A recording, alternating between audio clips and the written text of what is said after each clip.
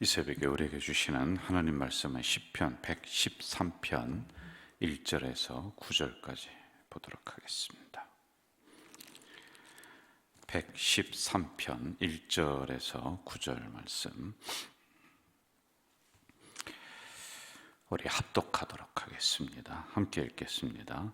할렐루야, 여호와의 종들아 찬양하라. 여호와의 이름을 찬양하라. 이제부터 영원까지 여호와의 이름을 찬송할지로다. 해 돋는 데에서부터 해 지는 데까지 여호와의 이름이 찬양을 받으시리로다. 여호와는 모든 나라보다 높으시며 그의 영광은 하늘보다 높으시도다.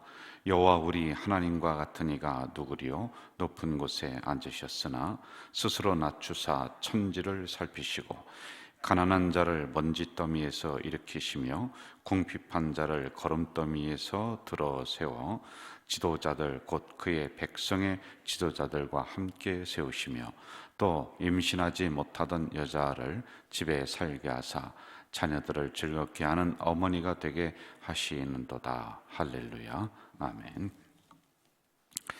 113편을 오늘 새벽에 묵상을 하도록 하는데요, 주석이라고 하는 성경을 해석하는 그 책을 보면 113편의 제목을 이렇게 적고 있습니다. 지존 하나, 그러니까 높으신 분이지만은 스스로를 낮추신 하나님을 찬양하라. 이것을 이제 비하라고 해요. 비하라고 하는 것은 자기 스스로를 낮추셨다. 그만한 그 낮아지심에 당연한 분이 아니에요. 하나님이라고 하는 분은요. 그런데 스스로 낮아지시고 스스로 인간 세계에 오시고 이러한 비하가 있었다라고 하는 것입니다. 자, 그런데 이런 하나님을 믿는 우리들이 어떠냐라고 하는 거예요. 당연히 우리도 낮아져야 되고 섬겨야 되고 하는 게 당연한 거 아니겠습니까? 왜? 하나님이 스스로 낮아지셨는데요.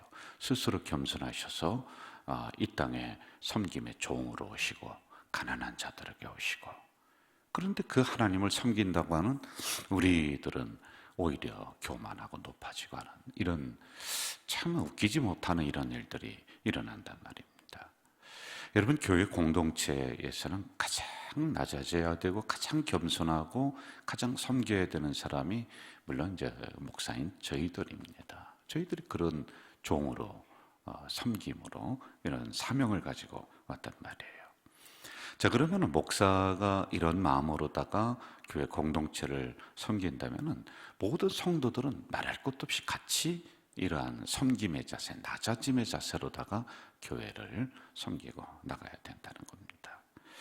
저는 오늘 이러한 어려움이 온 이유 중에 하나가 이 큰 위기가 이런 교만이 우리에게 꽉 차 있다는 거예요. 한번 보세요. 대접받으려고 하고 교회 사유화하려고 하고 계급이 무슨 직분이 계급이 돼버리고 하는 이런 상황이란 말입니다. 대접받으려고 정신이 다 팔려 있습니다. 그런데 이러한 상황 속에 하나님이 얼마나 마음에 안 드시겠어요? 왜? 스스로 낮아지기 위해서 오신 그 하나님인데, 아니 그 하나님을 섬기는 종들이 이러한 태도를 가지고 있으니 얼마나 이게 아이러니, 그러니까 웃기는 일이냐라고 하는 거예요. 복음이 그러니까 가려지지 않습니까? 말씀이 가려진단 말입니다. 그러니 말씀이 가려지고 복음이 가려져 버리니 사람들이 교회를 욕하는 것은 말할 것도 없다라고 하는 것이지요. 좀 더 실제적으로 들어가서 우리 일부 목회자들이요, 일부 지도자들입니다. 자꾸 대접받는 그 자리에서 내려와야 돼요. 너무 자기를 고급화시키는 게 있어요. 이게 무슨 말이냐면 좋은 차 타야 되고 좋은 음식 먹어야 되고 좋은 집에 살아야 되고 뭐 이런 것들에, 아니 성도들 그 평균적 수준으로, 아니 그 이하로 내려와야지만이 되는 겁니다. 그런데 본인들은 그렇지 않고 자꾸만 대접받기를 좋아한단 말이죠. 그러니 하나님이 이놈하고서 치시는 거 아니겠는가, 이런 생각을 하게 된단 말입니다. 지존하나 스스로 낮추신 하나님을 찬양하라. 이거 여러분 꼭 기억하세요. 저뿐만이 아니라 여러분들도 지존하시나 스스로 낮추신 하나님을 찬양하라. 그럼 그 앞에 서 있고 그분에게 예배드린다라고 하는 우리 온 공동체 식구들이 말할 게 뭐가 있겠습니까? 그분 앞에서요. 자꾸 우리를 낮춰야지만이 된다라고 하는 것이죠. 저는 우리 가족 공동체가 이러한 정신이 저로부터 지도자들 이게 좀 올바로 더 서 있기를 간절히 바라는 거예요. 그리고 이러한 정신이 우리 교회뿐만이 아니라 우리 한국 교회로 다 이렇게 흘러가면 좋을 것 같아요. 여러분, 교회는 종들이 모여 있는 곳입니다. 저도 종이에요. 종이 뭐가 할 말이 이렇게 많이 있고, 종이 무슨 권리를 내세우고, 뭐 종이 뭘 그렇게 내 거를 주장하고 그런 게 뭐가 종이겠습니까? 여러분, 그러한 부분들 우리가 혹시 있다면은 2020여 년에 다 내려놓고 다시 한국 교회를 우리 개혁시켜 나가고 변화시켜 나가는 우리 성도들, 우리 교회가 되기를 바라겠습니다. 1절로 한번 좀 가봅시다. 1절 같이 읽어볼까요? 시작. 할렐루야, 여호와의 종들아 찬양하라. 여호와의 이름을 찬양하라. 자, 여기 나오는 단어를 좀 유심히 살펴야 되는데, 여호와의 종들아 이렇게 나오고 기록되고 있어요. 여러분, 여기서 여호와의 종들아라고 하는 것은 이제 광의적 개념이라고 해서 넓은 뜻으로다가는 온 성도를 말하는 거예요. 온 성도. 그리고 좀 좁은 개념으로는 지도자들을 말하고 있는 거란 말입니다. 그런데 여기서 원래적인 뜻은 온 성도, 하나님을 섬기는 온 백성들은 종이라는 거예요. 종. 그러면 종이라는 것은 하나님의 뜻이 무엇인가, 하나님이 원하시는 것이 무엇인가를 우리가 밝히 알고 그렇게 하나님의 집을 섬겨나가고 그렇게 믿어야지만이 된다라고 하는 것입니다. 이런 우리들이 가장 먼저 해야 될 게 뭐냐? 여호와의 종들아 하나님을 찬양하라. 찬양하는 거예요. 그 찬양이라고 하는 것도 넓은 개념이 있고 좁은 개념이 있어요. 여러분, 우리는 항상 넓게 크게 생각을 해야지만이 돼요. 찬양은 찬송가만을 의미하는 게 아니라 하나님 앞에 예배를 올바로 드리는 게 여호와의 종들이 첫 번째로 해야 될 의무이고 해야 될 일들이다라고 하는 겁니다. 이게 근본적인 거예요. 여러분, 교회에 모여서 원래 하고 무슨 회하고 아니 그건 그 다음이에요. 가장 중요한 것은 여호와의 종들이 모여서 하나님 앞에 예배드리는 거. 이게 1번이에요. 1번. 그리고 나서 그 다음 것들을 우리가 해야지만이 된다라고 하는 겁니다. 만약에 이게 상실되면은 우리 교회도 더 이상 교회가 아닙니다. 예배 드리는 게 상실이 됐다. 예배를 안 드린다. 그게 무슨 교회입니까? 그게 무슨 성도들 이란 말이에요. 모여있으니까 일부 그런 시끄러운 교회들은 예배는 뒷전이고 네가 잘나니 내가 잘나니 서로 쌈박질이나 하고 말입니다. 그게 무슨 교회입니까? 교회 아니에요, 여러분. 교회라고 다 교회라고 생각하지 마세요. 교회는 예배 공동체. 이거 꼭 기억을 이 새벽에 하시기를 바라요. 자, 2절로 한번 좀 가봅시다. 2절 같이 읽을까요? 2절 시작. 이제부터 영원까지 여호와의 이름을 찬송할지로다. 이제부터 영원까지 여호와의 이름을 찬송하라. 자, 이스라엘 사람들은 하나님께 예배드리는 것이 1등입니다. 최우선이 이거란 말입니다. 그런데 본인들의, 잘 들으세요, 본인들의 기분, 본인들의 상황, 이거와 관계없이 예배는 예배대로 드립니다. 여러분, 이게 무슨 소리예요? 우리는 내 기분 나쁘면 주일에 안 나오잖아요. 안 드리잖아요. 여러분, 무슨 일에 작은 시험 들었다 그러면 교회 안 나와서 예배 안 드리잖아요. 그런데 원래 예배는 이거 상관이 없는 거예요. 내 기분과 내 상황과 상관없이 하나님 앞에 예배 드려야 되는 거. 이건 우리가 의무예요, 의무. 그런데 우리는 일단 안 그렇잖아요. 솔직한 말로요. 무슨 교회에서 이런저런 일이 일어났다, 공동체에 뭐가 일어났다 그러면은 예배 안 드립니다. 그런데 그게 무슨 성도고 여호와의 종이란 말입니까? 아니에요, 여러분. 이 부분을 이야기하고 있습니다. 우리는 기분과 상관없이, 상황과 상관없이 우리가 하나님 앞에 예배드리는 종이다 라고 하는 거, 이 생각, 이 믿음을 변치 말고 나가야지만이 된다라고 하는 것이죠. 자, 3절로 한번 좀 가봅시다. 3절 같이 읽읍시다. 시작. 해 돋는 데에서부터 해 지는 데까지 여호와 이름이 찬양을 받으시리로다. 해 돋는 데서부터 해 지는 곳까지. 여러분, 2절은 시간적인 개념이라면 3절은 공간적인 개념. 해 지는 데서 해 돋는 데까지. 이것은요, 무슨 의미냐면은 그 어디든지 하나님의 이름을 찬양하는 곳이 돼야, 하나님 앞에 예배 드리는 곳이 돼야지만이 된다. 그런데 우선 가장 중요한 것은 이스라엘 백성들에게 어디든지 하나님을 찬양해. 그러나 예루살렘 성전이 공간적 개념에서는 1번이에요, 1번. 소중해요. 너무 소중하단 말입니다. 예루살렘 성전이 파괴가 되었습니다. 우리가 성지순례를 가봤더니 그 벽이 있는데 통곡의 벽이라고 해서 그게 파괴된 것을 그냥 유지를 해놓은 거예요. 역사적으로 안 고쳤어요. 그거 보라는 거예요, 그거. 그리고 그 앞에 가서 기도 제목 적어서 쪽지를 그 안에 넣고, 우리도 하나씩 다 넣고 왔습니다.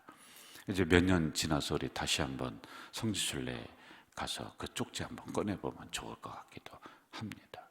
자, 그런데 이 성전이 이제 로마 군인들이 와서 성전을 막 부시기를 시작을 하는 거예요. 왜냐하면은 그 안에 금은 보화들이 있으니까 성전을 막 헐고 훔쳐가고 그렇게 하려고 합니다. 이스라엘 백성들, 특히 제사장들에게서 가장 경멸하는 게 뭐냐면 돼지피예요, 돼지피. 돼지 있잖아요, 꿀꿀꿀 하는 거. 근데 이걸 알고 로마 군인들이 돼지를 잡아서 멱을 따고 그 피를 받아가지고서 성전에 뿌리는 거예요, 다. 이거는 모욕을 당하는 거예요. 수치를 당하는 거예요.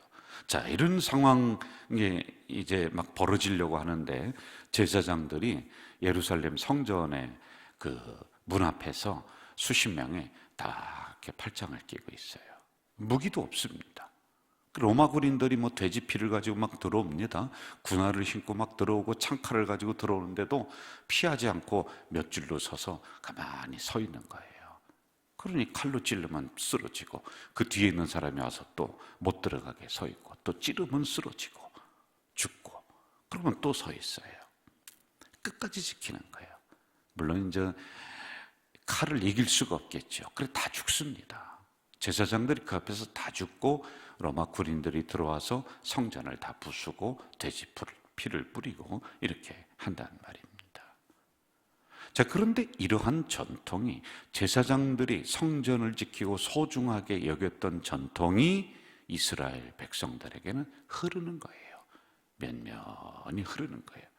그래서 그 모든 백성들이 예루살렘 성전 하면은요, 뭐 가슴 속에 그냥 뿌듯함으로 이렇게 남아있고 늘 기억하고 그렇단 말입니다. 어디를 가든지 먼저 성전 먼저 짓고 그러는 거 아닙니까? 자, 저는 이런 전통이 우리 가자 공동체도 이게 있다, 전 자부심을 갖거든요. 저도 이제 우리 교회를 섬긴 지 1, 2년만 더 있으면 20년이 가까이 됩니다. 우리 가자 공동체, 가자 제일교회 역사와 제가 3분의 1 이상을 같이 이렇게 하고서 오는 거거든요. 그런데 우리 성도들 그 가슴 속에, 우리 공동체 전체에 보면은 이런 부분이 딱 서 있어요. 그리고 이것이 우리 후진들에게 잘 흘러갈 수 있도록 이게 만들어지고 있단 말입니다. 여러분, 이 성전은 우리 삶에 있어서 공간적 개념으로는 1번이 돼야 돼요. 소중하게 생각해야 돼요. 왜요? 여기를 통해서 예수 그리스도의 구원이 흐르고, 복음이 흐르고, 말씀이 흐르고, 그런 것이 바로 여기란 말입니다. 저는 이러한 전통이 우리 교회에 더 서기를 주 이름으로 축원합니다. 주 이름으로 축원합니다. 자, 이게 되었다면은 그 다음에 해 돋는 데서부터 해 지는 곳까지 여호와 이름이 찬양을 받는다는 것은요, 먼저 공간적 개념으로 이게 소중하게 여겨졌다면 여러분들이 가는 곳곳마다 있는 곳곳마다 하나님을 찬양하는 곳이 된다. 아예 나는 교회 나가기 귀찮으니까 그냥 아무 데서나 할래. 그러면 안 된다는 거예요. 자, 성전이 공간적 개념으로 딱 서 있어요. 아주 소중해요. 무슨 일이 있어 성전 나갔다. 그런데 이런 상황과 이런 시대 속에는 이게 우리가 함께 모여서 할 수 없는 이런 상황이다. 여러분, 제가 강대상에서 얘기했잖아요. 여러분 있는 가정이, 여러분 있는 곳이 예배 처소가 돼야 됩니다. 이러한 부분이란 말입니다. 자, 여기서 우리가 한 가지만 이 말씀의 의미를 더 생각을 하면은요, 해 돋는 데서부터 해 지는 데까지라고 하는 것은 복음이 끝까지 흘러가야 된다는 거예요. 그러니까 선교적 개념이 있다는 거예요. 그러니까 우리 교회만이 아니라 우리 교회도 이제 필리핀으로, 그리고 더 넘어서서 계속 선교적 개념으로 이 복음을 흘려보내야 돼요. 여러분, 물은 고여 있으면 썩는 거예요. 물질도 고여 있으면 썩는 거예요. 여러분, 물질이 우리 교회는 많이 있다. 그게 뭐가 자랑입니까? 물질은 흘려보내야죠. 그래서 하나님이 교회 그 물질의 재정에 복을 주시고 그러는 것이죠. 지역으로 흘려보내고, 어려운 교회로 흘려보내고, 이웃 나라로 흘려보내고, 더불어서 복음도 지역으로 흘려보내야지 돼요. 고여 있으면은, 에너지가 안으로 고이면은 뭐 하는지 압니까? 싸움만 합니다. 그래서 이 복음이라고 하는 에너지, 이 능력의 에너지가 이 안에만 있는 것이 아니라요, 우리가 이런 은혜 받고 이런 말씀 받았으면 이것이 이웃으로, 그리고 저 해외로 흘러갈 수 있도록 이 복음의 통로를 터야 돼요. 이게 안 되니까 이 안에서 뭐 지지고 볶고 이것뿐이 못해요. 네? 지금 우리가 눈을 조금 들어서 한번 조금만 더 멀리 보세요. 이 복음이 필요한 곳이 얼마나 많은지 몰라요. 그리고 그렇게 교회가 정책을 세우고 그런 일을 하기에도 바빠요. 시간이 없어요. 무슨 얘기인지 아세요? 이것만 하더라도 교회 사명을 감당할 만한 시간이 없어요. 그런데 이거 안 하고 어떻게 해요? 그냥 안으로 모여서 네가 옳으니 내가 옳으니 이런 형태로다가 해버리니 진짜 해야 될 일은 못하는 거예요. 진짜 복음을 선교적 개념으로 흘려보내야 되는 일은 교회가 한 번도 못하고 성도들이 한 번도 못하고 신앙생활 끝나버리는 거예요. 여러분들, 이러한 그 젊음의 나이가 평생 갈 것이다, 천년 만년 갈 것이다? 아니에요. 어른들에게 물어보세요. 내가 젊었을 때 조금 더 그런 일을 할 걸, 내가 그런 것을 몰라서 못했는데 더 할 걸. 그 말씀들 다 아신단 말입니다. 젊었을 때 내가 저 필리핀이라고 하는 곳이 거기 저기 하면은 한번 단기 선교도 가보고 또 그렇게 할 걸 하는 그런 후회스러움도 남는단 말이에요. 저는 우리 가족 공동체가 이제 코로나가 끝나고 나서 잠잠해지면은 내년은 어려울 것 같아요. 한 2, 3년 후에는 우리 교회가 저 필리핀에 가서 다시 단기 선교도 하고 거기 어린아이들도 가서 복음을 전하고 여름 성경학교도 거기서 해주고 이런 계획을 우리 교회가 미리 세워놓고 있어요. 이렇게 해야 됩니다.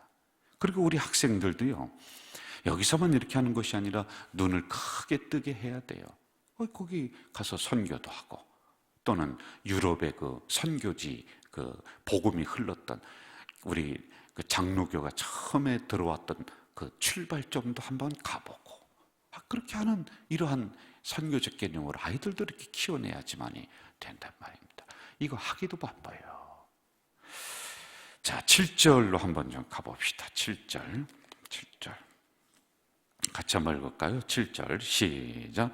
가난한 자를 먼지 더미에서 일으키시며 궁핍한 자를 거름더미에서 들어 세웠다. 이렇게 나와요. 거름더미가 나오고 먼지더미가 나오고 거기서 들어 세웠다라고 하는 거예요. 가난한 사람, 자, 저를 보시죠, 여러분. 하나님은 가난한 사람의 하나님이에요? 부자의 하나님이에요? 어떤 하나님이세요? 똑같은 하나님이죠. 그럼 부자들은 뭐 예수 못 믿게요? 자, 그런데 이 의미는 뭐냐면은요, 가난한 사람은 좀 불편해. 그래서 하나님이 마음이 그쪽에 더 쓰이는 거야. 부자들은 이러한 물질을 가지고 자기의 불편함을 해결하며 나갈 수 있는 힘이 있잖아요. 물질의 힘이 있잖아요. 근데 가난한 사람은 좀 그렇지 못한 부분이 있단 말이에요. 그래서 가난한 사람, 가난한 자, 연약한 자에게 다가가신 하나님, 이렇게 얘기하는 거예요. 자, 이것도 조금 더 깊이 생각해요. 이건 뭐냐면 하나님은 공평하신 하나님이란 뜻이에요.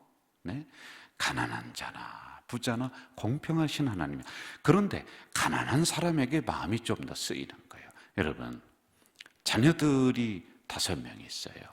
첫째 자녀는 서울대 쑥 들어가고, 둘째 자녀는 고려대 들어가고 막 그렇게 했어요. 그런데 마지막 요 자녀는 세상에 대학교도 못 들어갔네.